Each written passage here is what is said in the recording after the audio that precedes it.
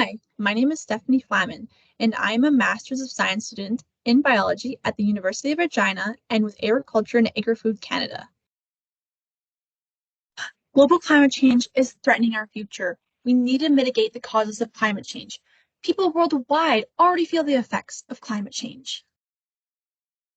These types of phrases we hear daily, and unfortunately, they are true. Humans put fossil fuels like carbon dioxide into the atmosphere every day. This act is one of the main drivers of global climate change. Unfortunately, the agricultural sector emits a lot of fossil fuels to keep the world fed. One way that can help offset the amount of fossil fuels farms emit is by storing carbon on farmland. Now, imagine this. You're driving on a highway in southern Saskatchewan or Manitoba. You see fields of wheat and canola. You also notice rows of trees within and between fields. We call these tree rows shelter belts.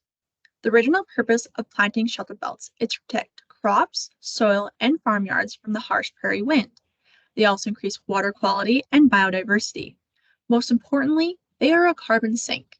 The more shelter belts on a farm, the more carbon that farm is storing, allowing farmers to offset their emissions. Additionally, before the trees get too old, farmers can use them for lumber, prolonging carbon storage. In 2016, the mass of Saskatchewan shelter belts was equivalent to the mass of about 6 million bison. If we lined up the shelter belts from end to end, they would wrap around Earth's equator 1.5 times. 10 years before this, these numbers were more than doubled. Factors such as death, removal, and reduced planting contribute to the continual decline of shelter belts. This means less carbon stored and more carbon released back up into the atmosphere.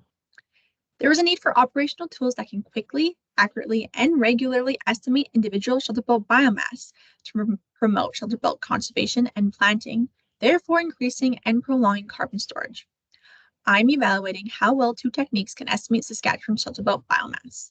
The first uses drone imagery, and the second uses airborne laser scanning, which uses a layer mounted on an airplane to create 3D terrain maps, similar to what you see when using Google Earth. We will scale these techniques up nationally to show shelter belts are important and beneficial across Canada. Hopefully, we'll see a rise in the number of shelter belts on farmland once again. This will increase carbon capture on agricultural land and help decrease the overwhelming threat of global climate change. Thank you.